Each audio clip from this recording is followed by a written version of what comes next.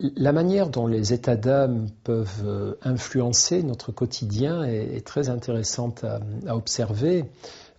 Souvent, les états d'âme créent une sorte de monde virtuel lorsque nous les régulons mal, lorsque nous en sommes la victime au lieu d'en être les accompagnateurs. Ils peuvent nous entraîner, par exemple, dans ce qu'on appelle les ruminations. Alors on étudie beaucoup actuellement en psychologie scientifique et en psychothérapie ce phénomène des ruminations qui sont une façon de dévoyer un petit peu, de mal utiliser nos états d'âme. Ce qu'on appelle la rumination, c'est tous ces moments dans notre journée où nous partons dans nos pensées, où nous sommes, par exemple, prisonniers d'un état d'âme d'inquiétude, de tristesse ou de colère pour les plus fréquents, mais il y a aussi la honte qui peut provoquer ça, et nous ressassons, nous repassons en boucle ce qui nous préoccupe, ce qui nous inquiète, ce qui nous paraît injuste, mais de façon stérile et fermée. C'est-à-dire, au lieu de chercher la manière dont nous pourrions résoudre cette solution, nous nous concentrons inlassablement sur les pourquoi, et pourquoi on m'a dit ceci, pourquoi je n'ai pas fait cela, et pourquoi ça m'arrive à moi, ou sur les inquiétudes pour la suite. On va ruminer la catastrophe que ce serait si nous arrivait telle chose, ou si nous n'arrivions pas à obtenir telle ou telle autre chose.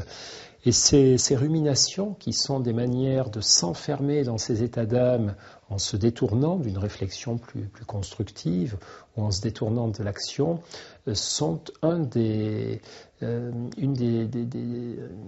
illustrations de la manière dont il faut quand même faire prêter attention suffisamment à ces états d'âme, sinon ils vont nous, alors qu'au départ ils sont une façon de nous faire réagir au monde, de nous connecter au monde, c'est l'expression de notre sensibilité, les états d'âme. C'est pour ça qu'ils sont importants, qu'il ne faut pas chercher à les supprimer ou à les bloquer, mais ce qui au départ est une manière de lien, une manière de connexion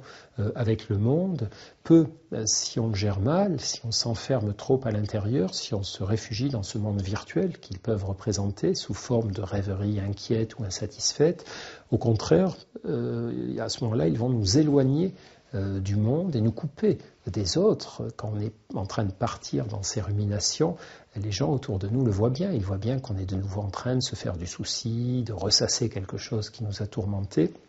Ils voient qu'on quitte l'instant présent, qu'on n'est plus dans la réalité, qu'on n'est plus ici et maintenant, et qu'on est parti ailleurs. On est parti dans une sorte de monde de rumination, de préoccupation qui ne va hélas nous amener nulle part, sinon vers davantage de souffrance que celle que nous imposait déjà la vie quotidienne. C'est le problème à ce moment-là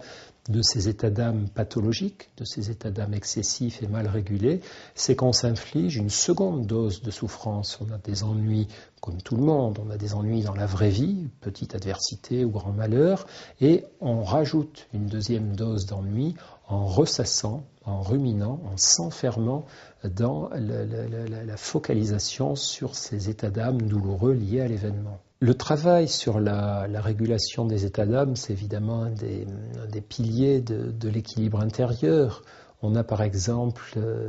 tout un travail qui peut être fait en matière d'introspection sur ce qu'on appelait autrefois le journal intime. Alors ça fait un petit peu désuet, un cher journal, et il m'arrivait ça et ça aujourd'hui, mais c'est quand même un vrai boulot psychologique. Le fait de s'astreindre régulièrement à écrire ce que nous avons vécu et surtout ce que nous avons ressenti, perçu, compris, intégré des événements vécus, ce que nous en pensons, ce que ça nous fait, vers quels états d'âme ça nous amène, eh bien ce travail de clarification a un effet thérapeutique. Pour étonnant que ça puisse paraître, on a beaucoup d'études qui montrent que écrire très régulièrement, sans que ça soit très long, prendre 5 ou 10 minutes par jour ou presque tous les jours pour transposer ce que nous ressentons sur du papier, surtout si nous ressentons de l'inconfort ou du désagrément, même si ça ne résout pas instantanément les problèmes, même si ça ne soulage pas instantanément ce que nous ressentons, petit à petit, ça va nous amener d'abord à davantage de clarté par rapport à nos états intérieurs. Une des grandes causes de souffrance intérieure, c'est la confusion, le fait que nous ne comprenons pas bien ce qui nous arrive et que finalement, ne le comprenant pas, nous courons après des fausses solutions, nous sommes prêts à gober n'importe quelle proposition de la vie, proposition matérialiste ou autre. Donc cette confusion pose un problème et s'astreindre à écrire va permettre de la clarifier. D'autre part, l'écriture de soi peut nous aider à mieux penser nos problèmes. Il est très facile de ruminer quand on réfléchit, quand on songe à nos problèmes. On peut très bien partir sur de la rumination, mais on ne peut pas écrire nos ruminations parce qu'on voit très vite en l'écrivant que ça tourne en boucle, que c'est toujours la même chose, que c'est stérile. Donc s'astreindre à l'écriture est aussi une façon d'échapper pour partie aux ruminations et de s'avancer davantage vers une solution. Donc l'écriture de soi peut être un bon outil qui est accessible à tous. Il y a aussi toutes les techniques de méditation pleine conscience, le fait d'apprendre ces techniques de méditation pleine conscience qui consistent à faire régulièrement des exercices pour poser son esprit ici et maintenant, plusieurs fois dans la journée, arrêter de faire des choses et juste être ce que nous sommes à l'instant présent.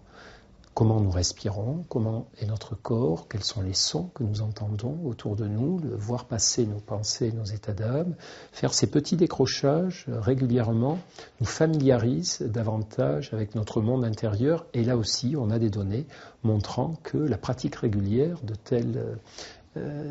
telle discipline va améliorer l'équilibre intérieur et notamment, pour les gens qui en ont besoin, diminuer le risque de rechute dépressive ou anxieuse. Donc on a comme ça tout un tas de petites disciplines, de petits exercices ou de travail à faire sur soi que je décris dans mon livre qui ne relèvent pas de la psychothérapie très élaborée, même si on peut se faire aider d'un psychothérapeute à ce moment-là, et qui représentent une fois de plus la manière dont nous pouvons prendre soin de nous, accorder un petit peu notre instrument de musique des états d'âme,